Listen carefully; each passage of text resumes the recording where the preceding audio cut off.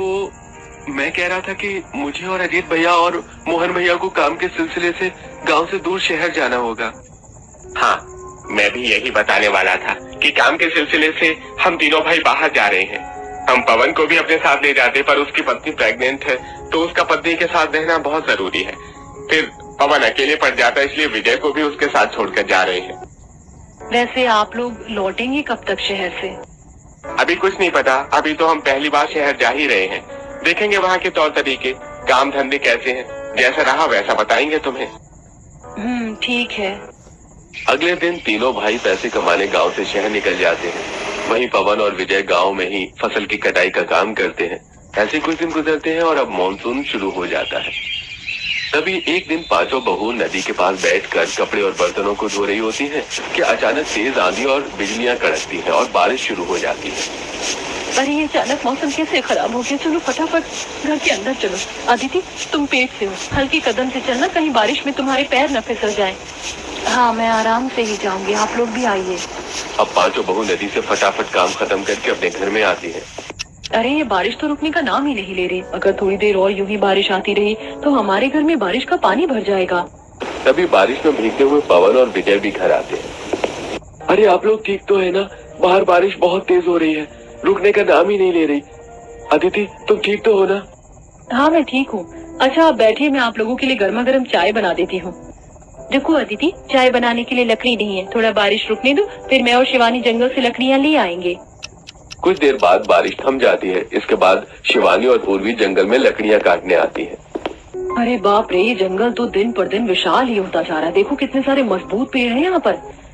लकड़ियाँ तो होती ही मजबूत हैं। चलो फटाफट सूखी सूखी लकड़ी छाट कर काट लेते हैं, नहीं तो कहीं फिर से बारिश आनी शुरू हो गई तो भारी मुसीबत हो जाएगी।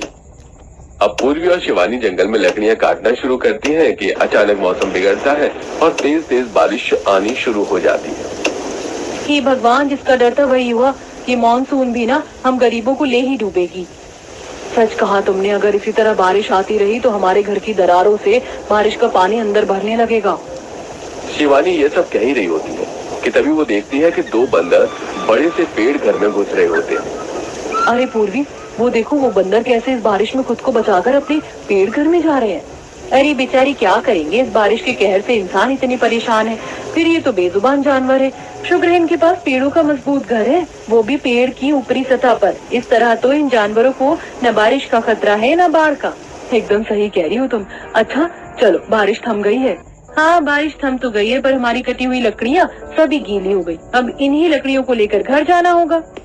अब पूर्वी और शिवानी सिर पर लकड़ियां लेकर अपने घर आती हैं, जहां चारों तरफ से घर के बारिश का पानी टपक रहा होता है और साथ ही बारिश का पानी बुरी तरीके से भर चुका होता है। अदिति और दिव्या मिलकर बारिश का पानी घर से बाहर फेंक रही होती हैं। अरे बाप रे, घर में बारिश का कितना पानी भर गया। और अदिति तुम ऐसी हालत में ये बारिश का पानी क्यों फेंक रही हो? दोनों देवर जी कहाँ हैं?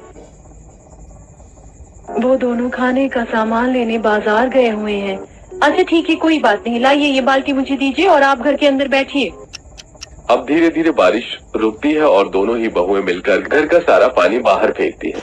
वहीं दूसरी तरफ गांव के कुछ लोग होते हैं जिनका रोज रोज बारिश आने के कारण घर आधा आधा पानी में डूब जाता है।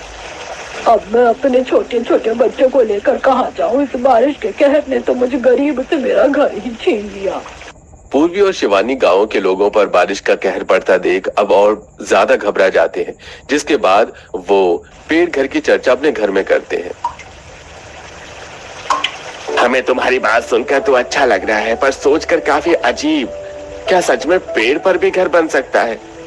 जानवर की बात समझ में आती है, पर हम तो इंसान हैं भाई।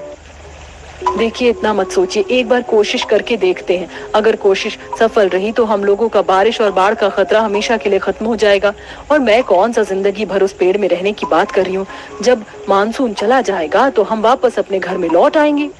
हाँ सही कहा। और फिर अदिति प्रेग्नेंट भी तो है। कल को बारिश का कहर अदिति और उसके बच्चे पर पड़ गया तो हम क्या करेंगे? इससे तो अच्छा कि हम एक बार पेड़ घर बनाने की कोशिश करें। अब अगले दिन हाथों में हथौड़ा, कुल्हाड़ी, कील जैसे लोहे के औजार लेकर शिवानी, पूर्वी, पवन, विजय, दिव्या, अदिति जंगल में पहुंचते हैं। अदिति तुम यहाँ पेड़ों की छांव में बैठो, तब तक हम पेड़ की कटाई कर लेते हैं।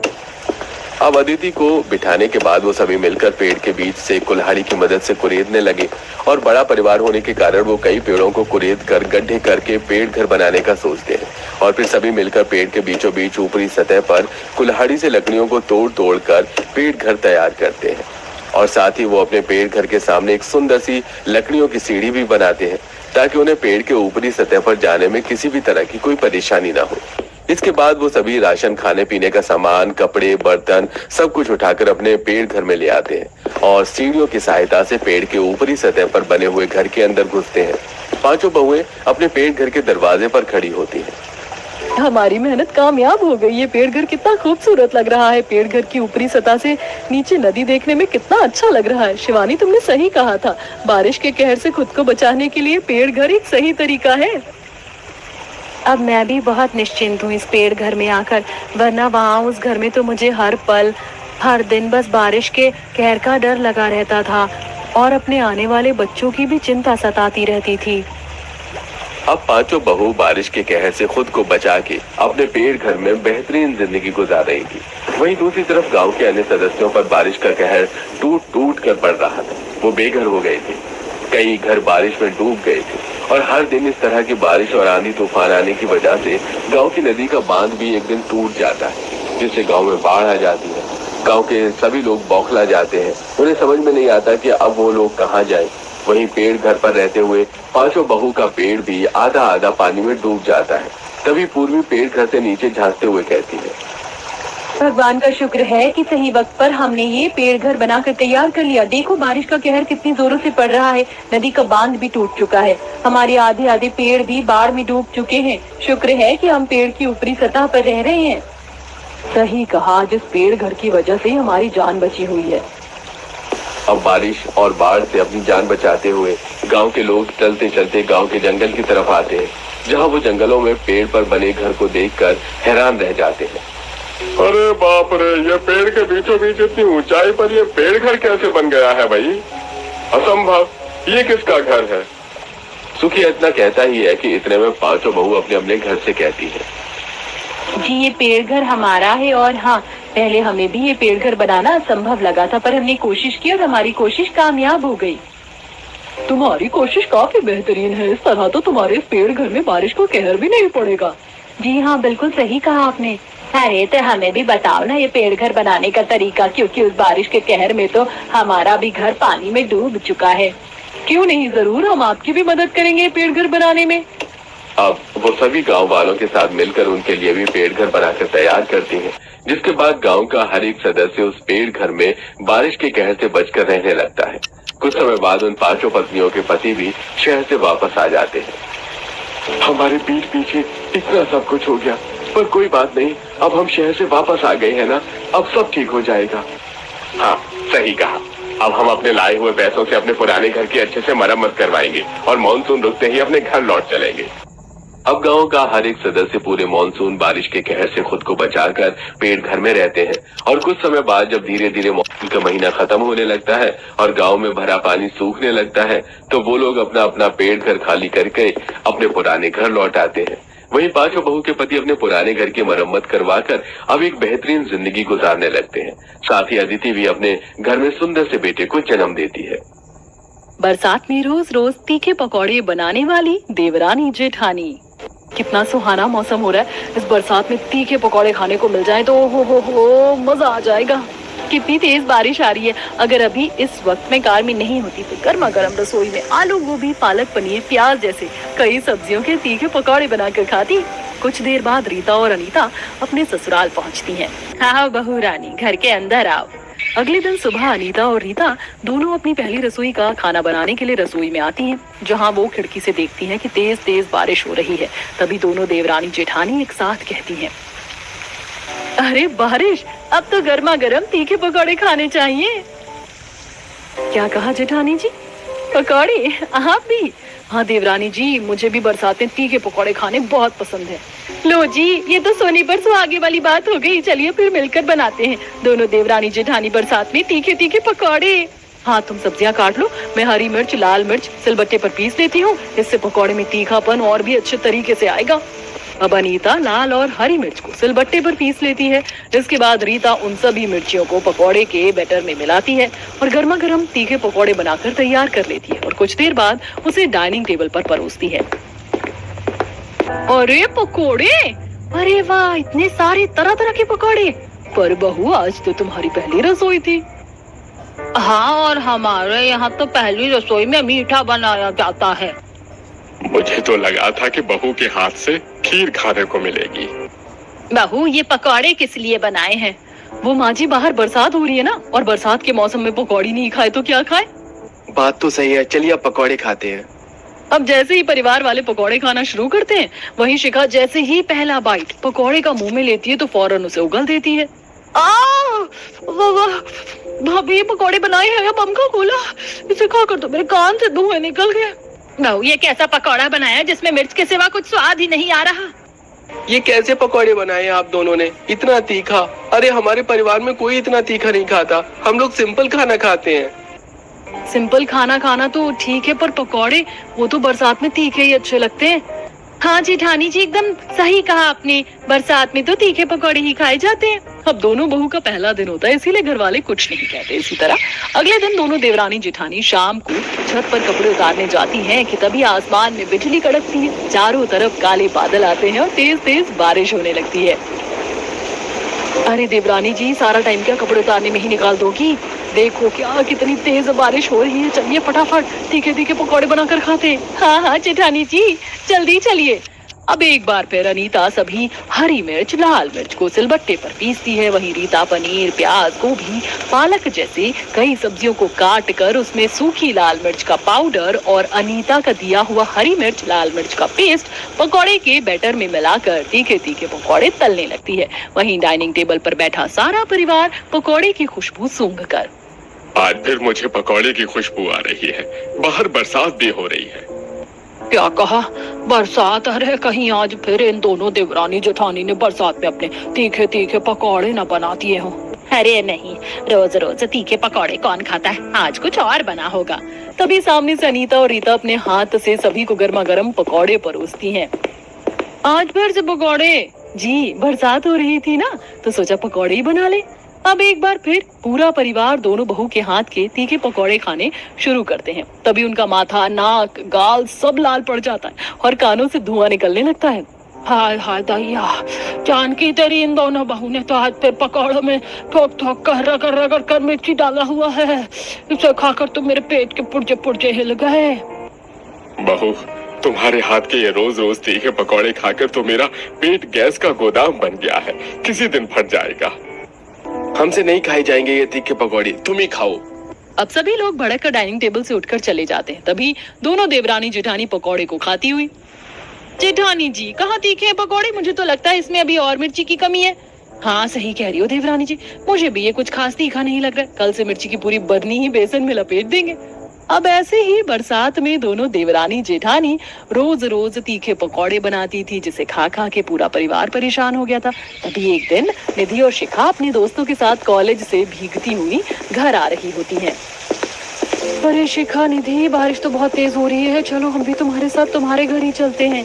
हाँ सही कहा, इसी बहाने शिखा और निधि की आई दोनों नई भाभी के हाथ से बरसात में गर्मा गर्म पकौड़े भी खा लेंगे। क्या मेरे पकौड़े? हाँ क्या हुआ, घबरा क्यों गई? खिलाना नहीं चाहती हो क्या? मैं तो खिलाना चाहती हूँ, पर डर इस बात का है कि तुम खा पाओगी कि नहीं। क्यों नहीं, चलो मेरे घर चलो। अब सुप्रिया और दीपिका को लेकर शिखा निधि घर पहुंचती है कि तभी निधि और शिखा के बोलने से पहले ही अनीता और रीता गर्मा गर्म पकौड़े उनके कमरे में लेकर आती हैं। अरे वाह, तुम्हारी भाभी ने तो गर्मा गर्म पकौड़े बना भी दिए। चलो अब तुम सब बरसात में गर्मा गर्म पकौड़े का स्वाद लो, हम दोनों देवरानी जेठानी चलती हैं। अब जैसे ही सुप्रिया और दीपिका पकौड़ों को खाना शुरू करती है, उनके कान से धुआं निकलने लगता है। पानी, पानी। शिखा, तेरी भाभी ने कैसे पकौड़े बनाए हैं जिसमें सिर्फ हरी और लाल मिर्च का ही स्वाद आ रहा है? अरे निधि, अगर तेरी भाभी को पकौड़े खिलाने का मन नहीं तो पहले ही बोल देती, हमें इस तरह मिर्ची वाले पकौड़े खिलाने की क्या जरूरत थी। चल सुप्रिया, बाहर जाकर ठंडी ठंडी कोल्ड ड्रिंक पीते हैं। इसी तरह रात को सुमन और योगेश बारिश में भीगते हुए ऑफिस से घर आ रहे थे। हाँ, और आज तो मैं पहले ही अनीता को बोल दूंगा कि पकौड़े तीखे नहीं बनने चाहिए।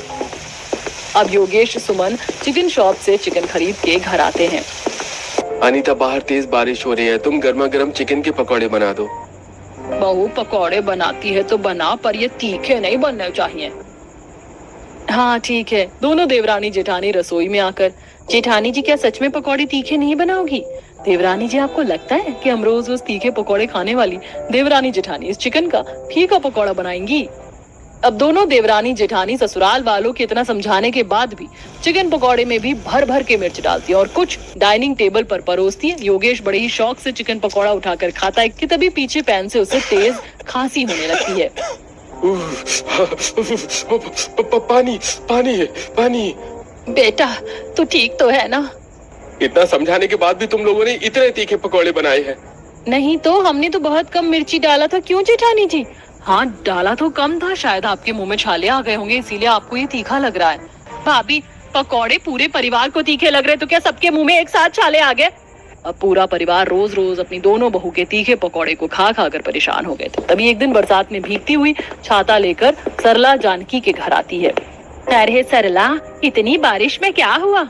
अरे कुछ नहीं, मैं तुझे ये बताने आई थी कि हमारी सोसाइटी में सभी बहू का तीखे खाने का कॉन्सर्ट हो रहा है और जिनकी बहू जीतेंगी उन्हें पूरे 10,000 रुपए मिलेंगे। तभी ये बातें सुनकर अनीता और रितु, क्या 10,000? माँ जी, हम भी कॉन्सर्ट में हिस्सा लेंगे। देवरानी जी सोचिए, 10,000 आप जीतेंगी, 10,000 में, पूरे 20,000 रुपए मिलेंगे हमें। हाँ हाँ, दोनों बहू अपनी कमर कस लो जीतने के लिए। सरला के वहाँ से जाने के बाद, माँ जी बोलिए ना, हम भी कॉन्सर्ट में हिस्सा ले लें।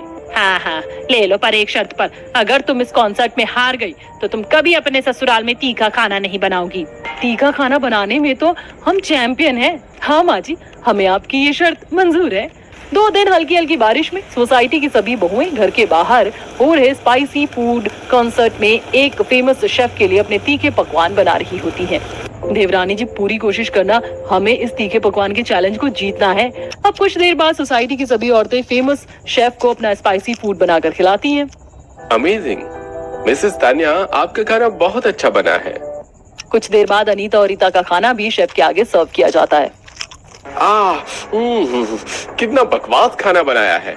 अभी इसे मेरे सामने से ले जाओ। तीखा खाना बनाने को बोला था, लेकिन इसमें तो ठीक तरीके से नमक भी नहीं डाला गया है। आप अभी इस कॉन्सर्ट से डिस्क्वालीफाई होती हैं। पर हमने तो अच्छे से मसाले का इस्तेमाल किया था। चलिए जेठानी जी, अब बोलकर कोई फायदा नहीं क्योंकि हम डिस्क्वालीफाई हो गए हैं। अब दोनों बहू अपना मुंह लटकाकर घर आती हैं। क्या हुआ, कॉन्सर्ट जीती तुम दोनों? नहीं माँ जी, हम डिस्क्वालीफाई हो गए। अच्छा, डिस्क्वालीफाई? फिर अपने वादे के अनुसार तुम्हें याद है ना कि तुम आज से कभी इस घर में तीखा खाना नहीं बनाओगी? हाँ माँ जी, याद है, हम कभी तीखा खाना नहीं बनाएंगे। अब तो हमें खुद तीखे खाने से गुस्सा आ रहा है। बहू के वहाँ से जाने के बाद